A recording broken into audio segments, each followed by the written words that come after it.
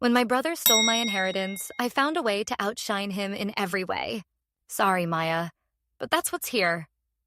The solicitor's voice is gentle in the way people are when they know they're about to hurt you and can't do anything about it. I'm sitting in a stiff leather chair that squeaks every time I shift, my palms pressed hard against my thighs to stop them shaking. The office smells like old paper and air freshener. Across the desk, there's a neat stack of documents with my dad's name on them. And beside me, my brother, Adam, is lounging back like this is a boring meeting he wants to get through so he can go to lunch. My mouth is dry. What do you mean that's what's here? I manage. I can hear my own voice, thin and higher than usual. Dad told me everything was 50-50. He said it 100 times. I look at Adam, expecting him to jump in and say this must be a mistake, that Dad wouldn't have done that we should double-check. Instead, he looks down at his own copy of the will with a little blank shrug, like he's just as surprised but not particularly bothered. The solicitor clears his throat. As per this updated will, dated 6 months before your father passed, he says, tapping the paper. The house is left solely to Adam. The investment account is also left to Adam. There is a bequest of $5,000 to you, Maya, as a gesture of appreciation. His eyes flick up from the text, full of the kind of professional sympathy that makes me feel like a child. Your father may have discussed his reasons with your brother. It was a Thursday afternoon in late autumn when I found out my grief came with an extra side of betrayal.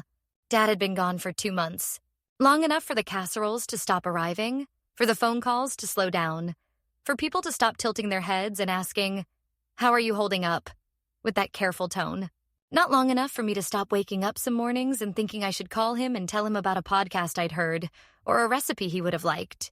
Adam and I were never the kind of siblings who finished each other's sentences. Growing up, he was the gravitational center of our house. 3 years older, louder, more charming in that scruffy, boyish way that made teachers forgive him things they would have crucified me for. He was the kid who scored goals in soccer and threw parties when our parents were away, and somehow always landed on his feet. I was the one who color-coded my timetable, who did extra credit, who remembered everyone's birthdays. Our family mythology went like this.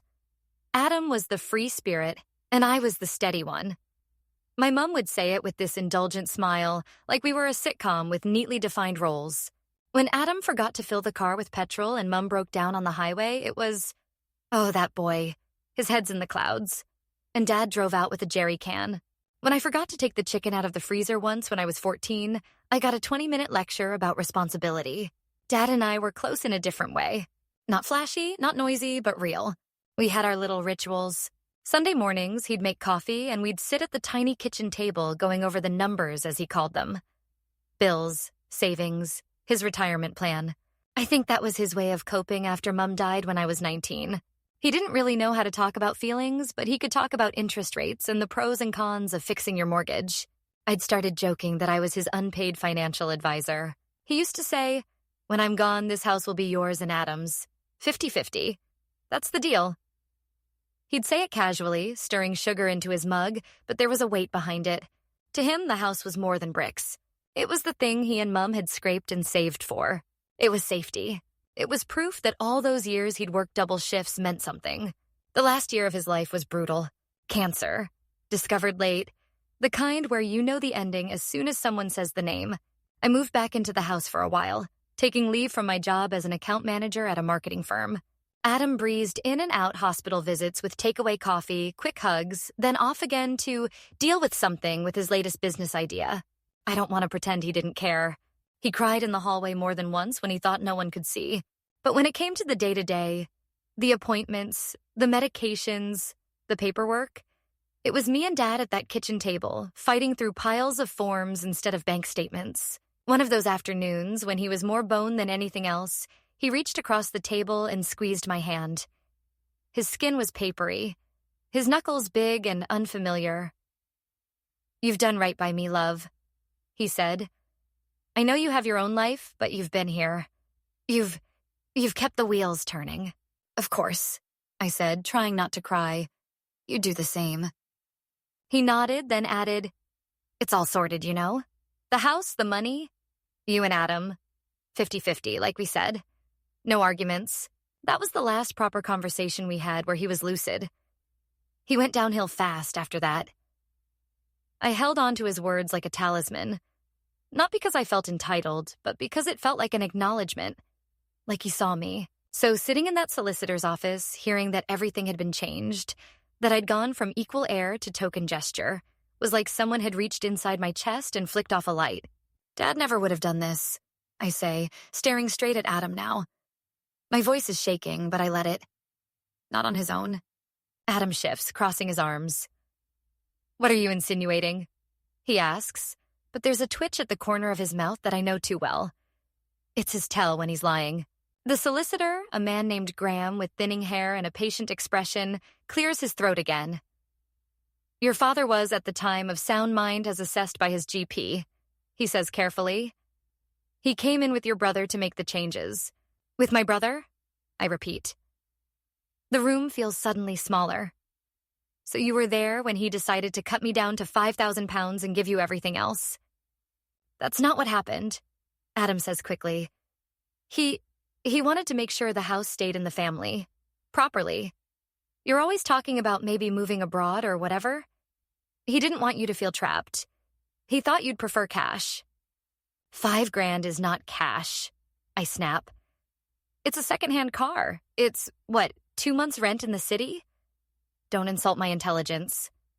Graham looks between us in that way professionals do when they've seen this scenario 100 times and know they're powerless to stop it. If you wish to contest the will, Ms. Khan, he says, you will need to seek separate legal advice. I can recommend... No, I say automatically, even though I have no idea what no means here. No, I don't want your pity. No, I don't want to sit here a second longer with my brother's fake wounded face. No, I don't have the energy to fight a legal battle I can't afford. Adam stands up abruptly. His chair scrapes loud against the floor. This is a lot for everyone, he says, putting on his big brother voice. Maybe we should take a beat. Come on, May, we'll talk about this at home.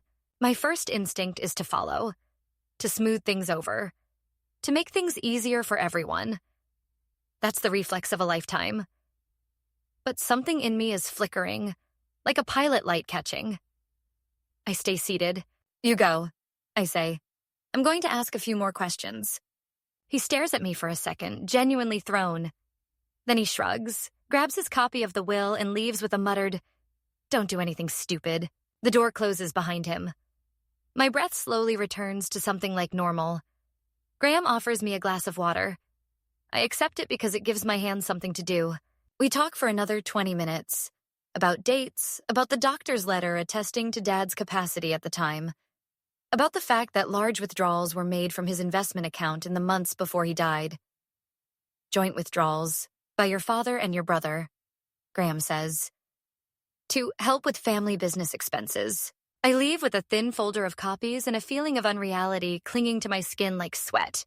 The next few weeks are a blur of ugly logistics and uglier emotions. The practical stuff is almost easier. There's Dad's funeral bill to settle, which Adam insists we split, magnanimously offering to cover my share once everything comes through. There's the sorting of his things, the smell of his aftershave still clinging to shirts we fold into boxes. There's canceling his accounts, his subscriptions, his gym membership he hadn't used in a year. The emotional stuff is less tidy. Grief is exhausting on its own. Add betrayal to it, and my body feels like I'm wading through thick mud. I swing between wanting to burn everything down and wanting to pretend none of this is happening. Some nights I lie awake replaying every conversation Dad and I had about money, looking for some hint I'd missed that he was planning this. I never find one. I find instead the recognition that Dad would have been easy to sway when he was that sick. That the words, "Don't worry, I'll take care of it," coming from his firstborn son would have sounded like a relief. Friends ask me if I'm going to contest it. I Google contesting a will at 2 a.m. and read horror stories about siblings who haven't spoken in decades, about legal fees that eat up the estate anyway. I'm on an average salary. I've got rent, student loans, the usual creeping millennial dread about money. I don't have a spare $15,000 to pour into a court case that might not go anywhere. What I do have is rage. Quiet, humming rage that sits in my chest and warms my ribs. There's a moment, one stupid moment that crystallizes something for me. I'm at the house going through Dad's old papers in what used to be my bedroom. Adam drops by to check in and ends up standing in the doorway, phone in hand. "Look," he says. holding the screen out to me. It's a listing for the house already prepared by an estate agent. They reckon we could get $650 for it as is. Maybe more if we spruce it up a bit. We? I repeat, staring at him. He grins. I mean me, technically, but, family. Something in my vision narrows to a tunnel. You've already put it on the market? I ask. Dad's not even been gone 3 months. Mortgage isn't going to pay itself, he says, shrugging. And it's not like you're going to live here, are you? You hate this town. I stand up, my hands flat on the desk. You stole my inheritance, I say, the words tasting strange as I say them out loud. You saw him weak and scared, and you talked him into signing things he didn't fully understand. And now you're bragging about the sale price like you flipped some random property. He rolls his eyes. You always have to be so dramatic. You got something. Dad didn't have to leave you anything. He chose to give me the house because I have a family to support. You have a fiancé who also has a job. I snap. And you two somehow still manage to afford a holiday every year. That's because I take risks, he says, puffing up. You play it safe and then complain you don't get the payout. That's life, Maya. I look at him, at his smugness, at the way he's already claimed Dad's favorite mug, at the way he keeps referring to the house as an asset, not a home. And something in me hardens. Enjoy your payout, I say quietly, because it's the last time you get anything from me. I leave that day with 1 box of my own things and the folder of documents from Graham's office. And I make a decision, not in a grand cinematic way, but in the small, stubborn way I've made decisions my whole life. If Adam's going to build his life on something he stole, I'm going to build mine on what I can earn. And I'm going to make it so undeniably solid and bright that his petty little win looks pathetic in comparison. Not for him. For me. Because I cannot stand the idea that the defining story of my adulthood is, my brother took what was mine and I never recovered. The first thing I do is very boring. I book an appointment with a financial counselor. Not a fancy wealth manager, just a woman at a nonprofit who helps people untangle their budgets. I sit in a fluorescent-lit room with a fake ficus in the corner and tell her everything. The will, the $5,000, my salary, my debts, my vague plan to maybe do better financially. She doesn't flinch. She doesn't ask why I didn't fight harder over the will.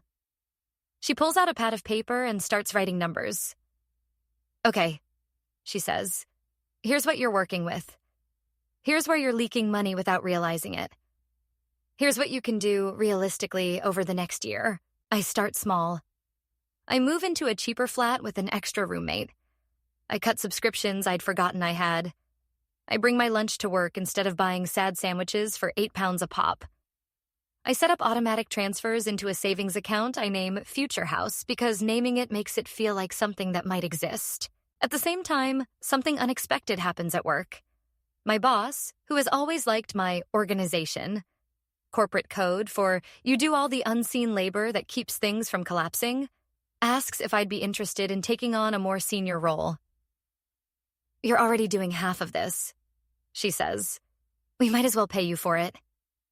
The old me would have hesitated, worrying about whether I was ready, if I was qualified enough.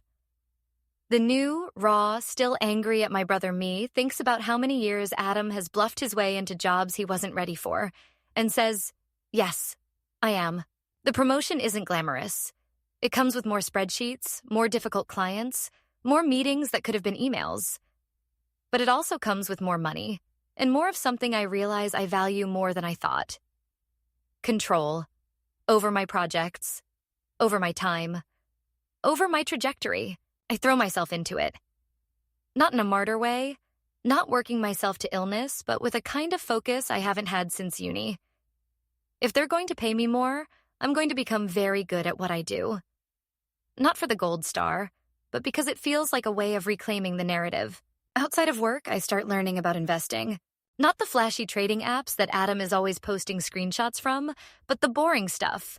Index funds, compound interest, tax-efficient accounts. I read books with dry titles. I listen to podcasts on my commute instead of true crime. I open a low-fee investment account and put a tiny amount in each month. It feels laughably small at first, but I keep doing it. Meanwhile, Adam posts photos of himself in front of cars. He starts a property sourcing business with a guy he met at the gym.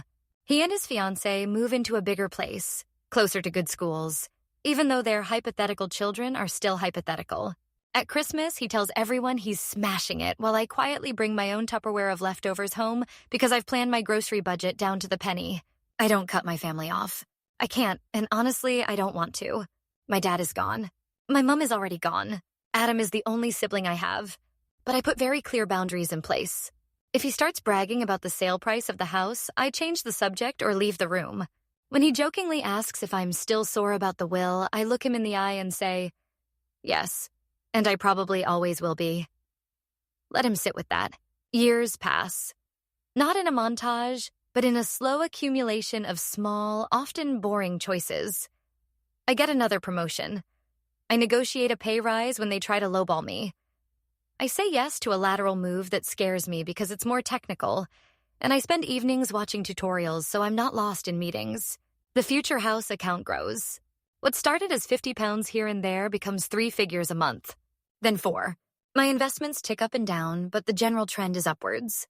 I still remember the day I logged in and saw that the balance had quietly crept past the amount Dad's investment account had supposedly held when he was too sick to watch it. I sat at my laptop and let out a breath I hadn't realized I'd been holding since I saw that line in Graham's office. Joint withdrawals. I start to outshine Adam in obvious ways without really trying to. My career stabilizes while his hops from venture to venture. Some do okay. Some flop. At family gatherings, relatives start asking me for advice on their websites, their social media, their small businesses. Adam shifts in his seat while I sketch out suggestions on napkins. There's a moment about 5 years after Dad died that feels like a quiet pivot point. I've been approved for a mortgage. Not a palatial mansion, just a modest 2-bedroom flat in a decent area, but it's mine. The lender prints off a thick stack of documents. I sign them, my hand cramping a little. The solicitor, a different one this time, a woman with sharp eyeliner and no patience for nonsense, slides the keys across the desk. "Congratulations, Maya," she says. "You're a homeowner."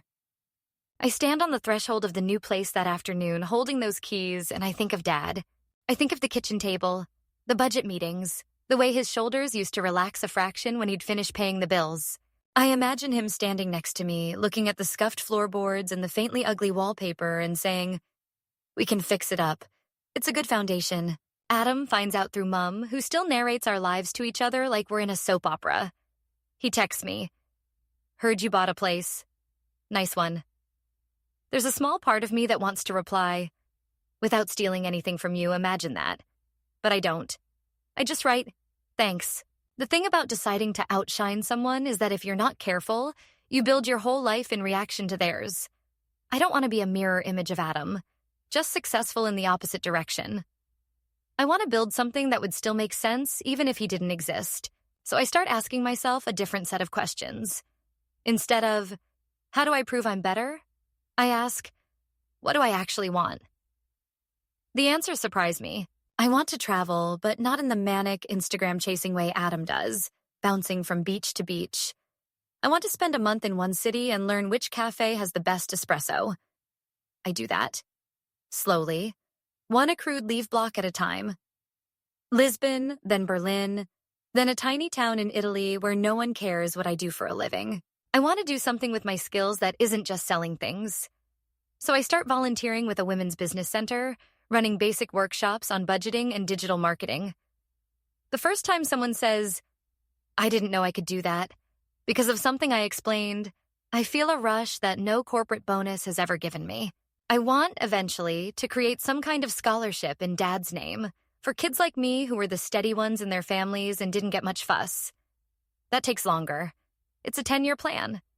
But just having the plan makes the slog of work feel less like a treadmill and more like a path. Meanwhile, Adam's shine starts to dull. His property sourcing business gets hit hard when the market dips. A sure-thing investment goes sideways. There are whispers about debt. At one point, he calls me and makes a joke about me being the rich sister now. "I'm doing okay," I say cautiously. "Okay enough to maybe help me out with a bridge loan?" He asks, laughter gone. "Just while a deal closes. You know I'd do the same for you." I sit with that for a second. 5 years ago, I might have said yes just to avoid the discomfort of saying no. I might have told myself that family is family, and that this would somehow heal the wound about the house. Now, I think about all the nights I stayed in while he went out, all the spreadsheets, all the deliberate, quiet choices, and I think about him standing in that bedroom doorway, waving the estate listing at me. No, I say. My voice is steady. I'm not in a position to lend you money. He's silent for a beat.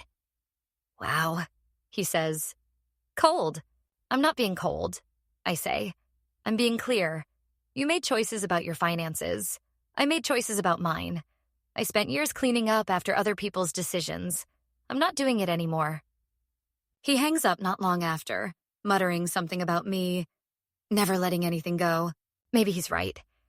I haven't let it go in the sense of pretending it didn't matter. I've let go of the idea that I'll ever get justice in the neat legal sense. But I've refused to let go of the part of me that knows I deserve better than being cast as a side character in his story. I'm 38 now. Dad's been gone for nearly a decade. The house Adam sold for a quick profit has changed hands twice since then, according to the random Google search I did one night when I couldn't sleep. Sometimes I think about driving past it, but I never do. That chapter is closed. I live in my flat with its slightly crooked windows and the bookshelf I built myself. I have savings. I have a small, sensibly invested portfolio that hums along in the background. I have a job that, while imperfect, gives me autonomy and enough challenge that I don't hate Mondays. I have a circle of friends who know my history and never make me feel like I'm being dramatic when I talk about it. Last year, I finally set up the scholarship in Dad's name. It's small, a yearly grant for a student from our old neighborhood going into a STEM field. The first recipient sent me an email with too many exclamation marks and a photo of herself holding the acceptance letter. I cried on my lunch break in the office bathroom and didn't even bother to pretend it was allergies. At a family wedding not long ago, a distant aunt cornered me near the dessert table. "You've done so well for yourself, Maya," she said, piling profiteroles onto her plate. "We always knew you would." I almost laughed. "Did you?" I asked. She nodded sagely. "You were always the one with her head screwed on. Adam. Well." She trailed off, glancing over at where my brother was holding a drink, laughing a bit too loudly at someone's joke. He looked tired in a way I hadn't noticed before. There was a softness around his jaw that wasn't just age. "We worry about him," she added under her breath. For a second, I felt that old, familiar tug, the urge to fix, to help, to step in. Then I thought about all the times I'd done that and how invisible it had been. How expected. "I hope he figures things out," I said. "I really do." That night, as I walked home, the music from the reception still ringing in my ears, I realized something. Outshining Adam had started as a revenge fantasy. I'd imagined showing up one day in a nicer car, with a shinier life, and watching his face. But the reality was quieter and better. Outshining him, in the end, meant outgrowing the need for his approval entirely. My brother stole my inheritance. That will always be true. There will always be a 13-year-old part of me who flinches when someone says the word fair. But the rest of me built slowly, deliberately, on a foundation of my own choices, knows that the most powerful thing I ever did in response wasn't taking him to court or exposing him at a family gathering. It was refusing to let his theft define the ceiling of my life. He got a house and some money that disappeared faster than he thought it would. I got a life I built from the ground up, in full view of anyone who cares to look, with my name on every document. And on the nights when I sit at my own kitchen table, cup of tea in hand, spreadsheet open, I can almost hear Dad's voice in my head, warm and amused. "You've done right by yourself, love. That, more than any will or piece of paper, is the inheritance I decided to fight for."